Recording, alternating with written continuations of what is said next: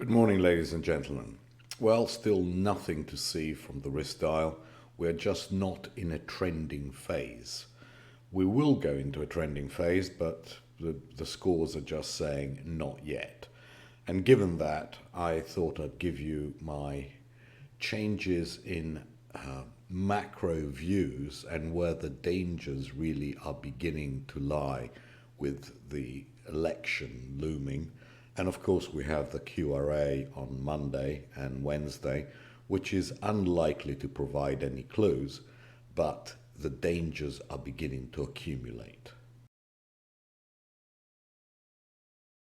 So what is the election likely to bring us? Well, as the odds continue to increase that Trump will win, and even that there's going to be a red sweep, let's have a look at what the policy implementation will actually cause. He's been very vocal about the border, and he's been very vocal about tariffs. Now, the border is going to tighten labor supply and potentially increase wages or shortages of labor. The tariffs are a one-time price boost. They raise the level. It's not inflation per se, but together with the tightened labor conditions above, it can be exploited for wage hikes, and therefore both policies are per se inflationary. That is what he can do without congressional support. But should he receive a red sweep, you also have lower corporate taxes, which raise the cash flows and therefore equity valuations. And that is another reason why you're continuing to see equities over bonds. But you also have increased odds of larger deficits, which need to be funded. Now, what I've been saying for a while is you can't have the Republicans constantly saying that the QRA is being massaged so that less coupons are being issued. And let's not forget that even now the percentages of bills is in the 30s against their target, which is, in the low 20s. So at the moment you're getting a situation whereby bills are in the 30s in terms of percentages of the total issuance. If you increase the deficits and you don't change the composition, what happens? Well, that percentage of bills keeps on increasing, and it could easily get into the 40s or even into the 50s. And then the US starts becoming a banana republic, which is funding itself almost exclusively at the short end. I doubt very much whether that policy will not be reversed. It has to be reversed. And that means much higher levels of issuance of longer dated coupons. If all this were to happen, or even just the first part, I just can't see how the Fed remains as dovish as the September dot plots indicated, i.e. how do we get to a 290 neutral level of policy? To me, that is absolute rubbish, and even the market now has the neutral rate around the 350 level. Well, I think that increases even further. All the dangers are that inflation, whether it's wage push or the one-time price level adjustment, bring on an increased odd of some kind of an inflation spiral. All the dangers are beginning to be to the upside. You also had an interview with Kevin Walsh, who is one of the likely contenders, or the most likely contender, to take over from Jay Powell in a year's time, when his mandate is over, saying basically what I've been saying here, that the Fed pivot was a mistake and that he would reverse it. Now, will he do it for real? I don't know. And that is so far away that really we don't need to think about it. But it's just telling that he is thinking the same way as I'm thinking, that all the dangers are to the upside. And it would be poetic if Kevin Walsh tried to do a Volcker, and immediately as he came in, he would really, hike rates by quite a lot. That would be interesting to watch. And I would know exactly how to trade it. But as I said, it's such a long way away that really it does, there's no point in thinking about it. Given this background, what are the dangers for Fed funds? Well, I think the dangers for something like H25 are all to the downside.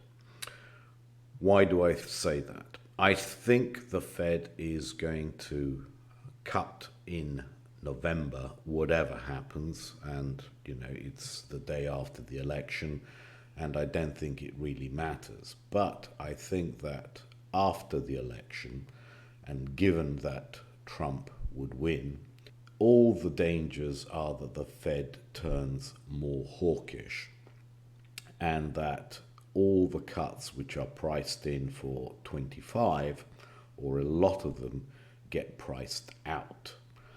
I would have thought that we return to somewhere around this area. So we've had one cut down to 475, let's call it one more to 450, and then the danger is, to me, that we have another leg lower, especially if the unemployment rate of NFP is quite hot this week. We have NFP on Friday.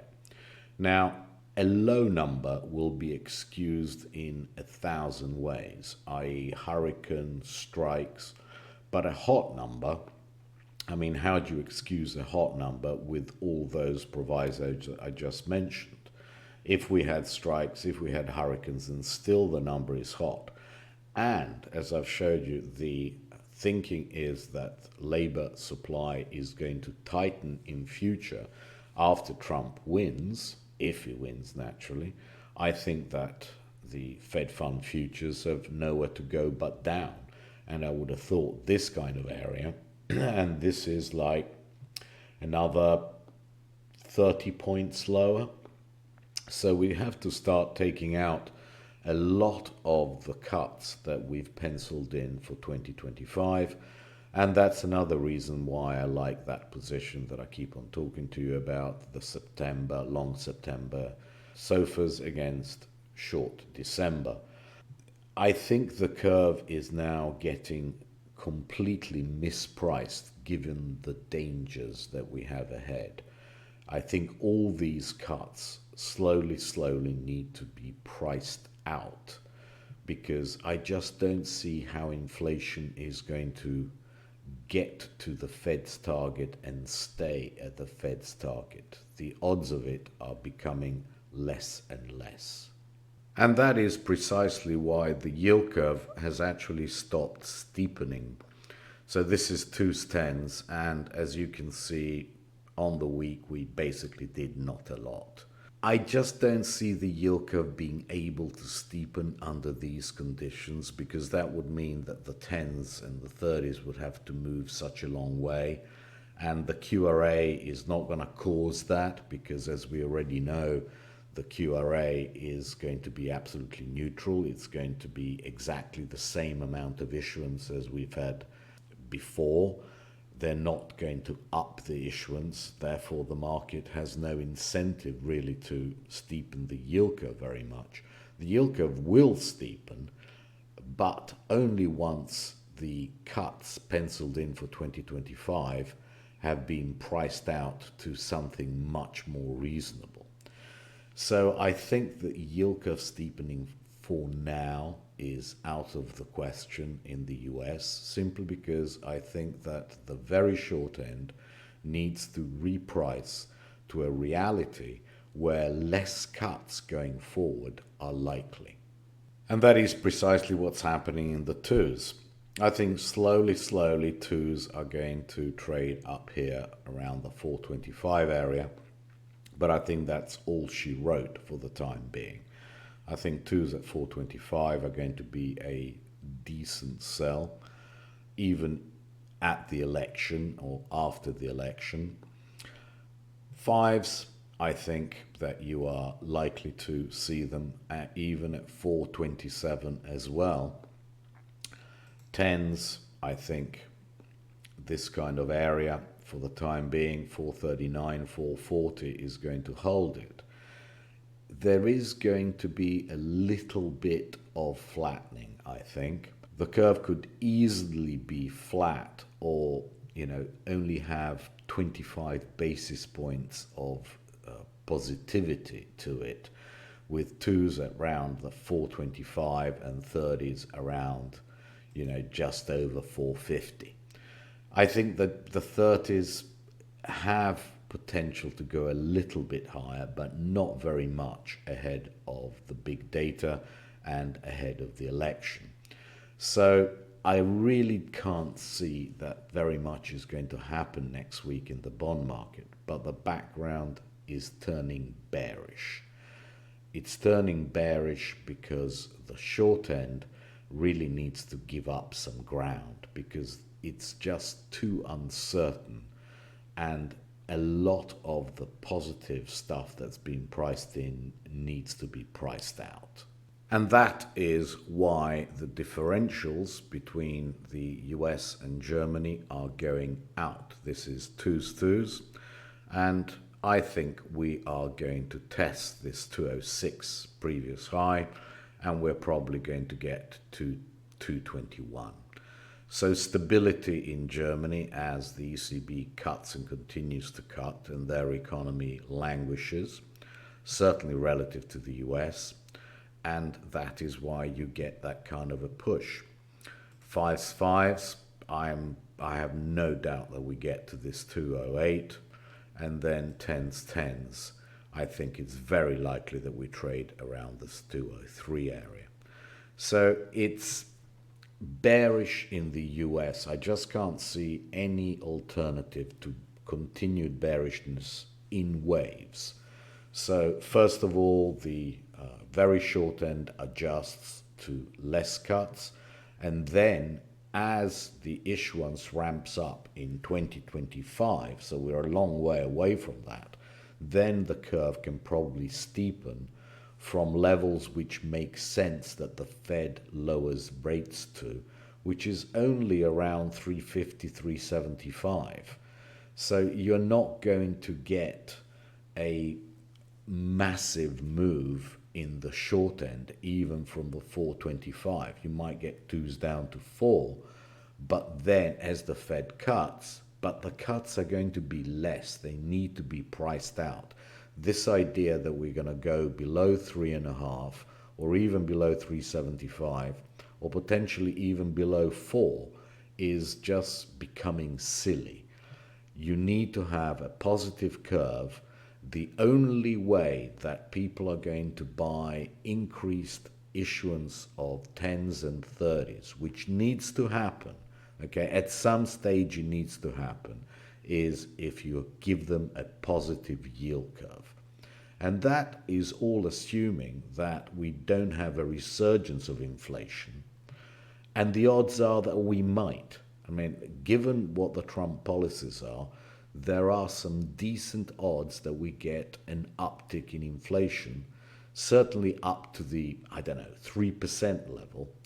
And that would really, sort of hamstring the Fed.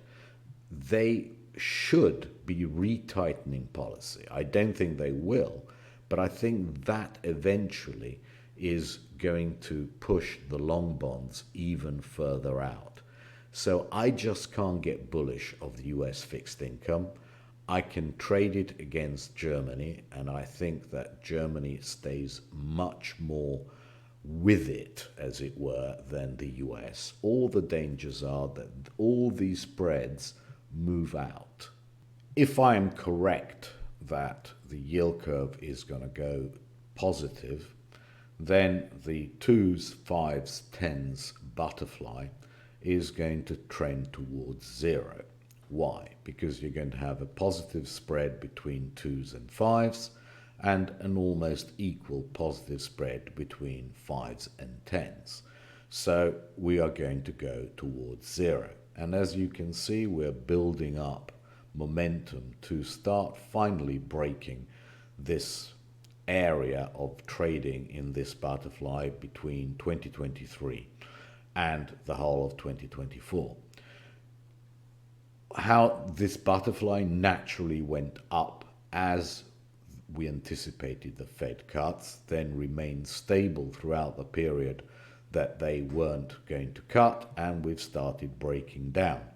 Now the question becomes, at what level do the twos stabilize? And I would have thought that 4.25 is for now reasonable, which basically means that the other 10 and the 5s and the 10s need to go above 4.25 and equally spaced, as it were. But this is, if you make up this chart and you look at how this butterfly is trading, this is going to tell you the tendency of the market. I think it's very clear which way the dollar wants to go, and certainly the dollar index, it still wants higher. A period of consolidation next week, I think, is definitely going to be followed by at least 105, if not all the way up towards 106 before the election. I think the market will have completely discounted a Trump victory before the election. And even if you look at the weeklies, this kind of, just around the 106 level makes perfect sense to go into the election, overbought, and then it's a sell the fact kind of event. That's why I keep on thinking that the differentials need to keep on going out, and the bond market needs to continue to discount a Trump victory. And the only way it can discount it is with higher yields. Gold continues to do nothing wrong. It just retraces a little bit, consolidates, and it keeps on wanting to go higher. What is gold telling us? It's basically telling us that regardless of the high yields and regardless of the strength of the dollar, somebody does not want to hold anything else, any debt instrument which pays real interest rate of nearly 2%. Real interest rates are now very close to 2%, and just wants to keep on buying gold. I cannot explain or even understand why anyone who would not be subject to sanctions living in the Western world would prefer to hold gold rather than real interest rates at 2%. But there you have it. I can't see this stopping because it's got huge momentum. I have no upside resistance. I can't touch it because it just does not make long-term sense. But I recognize that shorting this is almost suicidal. And here is gold over tip, adjusted for dividends. As you can see, we've broken the very important previous double top. And when this kind of thing happens, and it's 15-year range or whatever, it's likely to go quite a bit higher. I mean, there's absolutely no stopping it. Whatever you look gold against, whether it be DBC or anything else, it's in trend higher. And there's absolutely 0 point in fighting it. It might retrace, it might not, but at the moment it's definitely in trend. What does it tell me though? It tells me that at some stage DBC needs to start going higher, because I just don't think that commodities can be as cheap in gold terms as this chart suggests. The trend seems to be ever higher for gold and ever lower for commodities. How long can that possibly remain true? At some stage, commodities need to go higher with gold, and if that is the case, then I'm even more convinced that you need to sell bonds. So what am I looking for in DBC? Well, I'm looking for a weekly close above the high of the year, which is around the 2380 area. Now, I'm not holding my breath for it, but I think that if we start getting that towards the end of the year, you can have a very quick spike up. And in fact, being long of DBC is one of those, or commodities in general, is one of those hedges that you can have for a Trump victory. Because if people start anticipating higher inflation and also higher economic activity, they should logically start anticipating higher commodity prices too. And certainly the Biden administration would have absolutely, well, apart from the fact that there wouldn't be one, they would have no interest in suppressing the price of oil anymore. So that could give it a counterintuitive spur, because everyone is expecting oil prices to go down because of Trump. And what happens if they don't?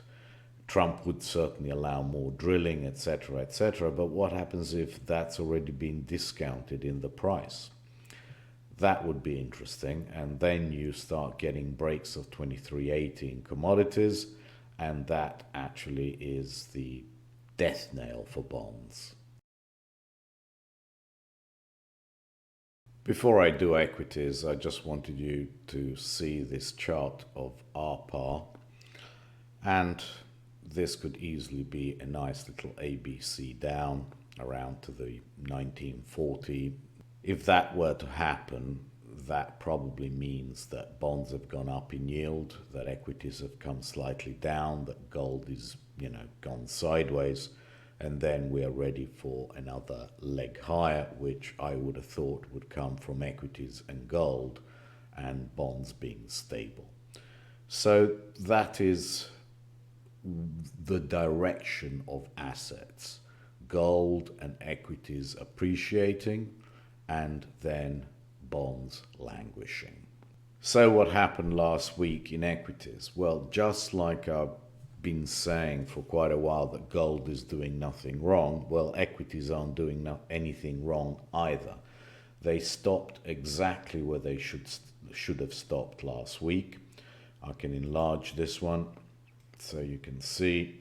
They stopped exactly at the retracement level. They stopped exactly at the Bollinger Band.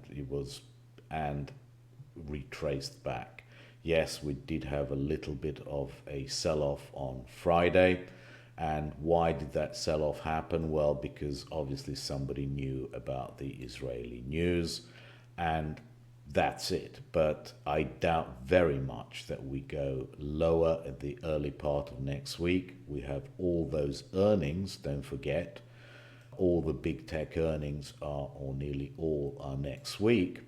And the Nasdaq did absolutely nothing wrong. It got to the top of the Bollinger Bands, came back slightly. This is not what bear markets are made of. This is what consolidations before news are made of. I still think that there is a decent chance that we see some sort of a deeper correction before the election, something to like 19,600, 700, and then we go. But I just can't get bearish of equities, simply because there seems to be no reason to expect them to break unless every other asset breaks much, much harder. Where would I absolutely love to be able to get long of equities or have some call spreads or whatever before the election? I'm hoping against hope that we can see this 5670, 5690 area. I would love to see all these people stopped out here and everybody getting bearish. And that is the level that I would absolutely love, 5670. If we see that, I'm going to be buying call spreads hand over fist for the election, because I think that whoever wins, equities are going to head higher after the election, because A, the election is going to be over, And B, I don't think that the markets, having shown you that RPAR chart, I would have thought that that concludes the correction in RPAR, and then you can get gold and equities to go higher. It's still an equities over bonds and gold over everything kind of environment. I still think that we are going to have a steeper curve, but at higher terminal rate levels. And in the meantime, I think that it's probably the very short end that takes the brunt of it, which means that we don't steepen for now. We probably flatten slightly for now, but after that, we will steepen again. And I really think that that butterfly 2s, 5s, 10s goes down towards zero, which is going to give me a signal of when to start acting on these views. I think the QRA next week is going to be a complete non-event, and I think that the tech earnings are actually going to be quite good, but the market probably won't respond to them very positively immediately because they'll be too worried. But I just can't see any reason to be a bear in equities. I think that the valuations at the moment don't really matter that much. But what I would love to see is this 56.80 level in SPX.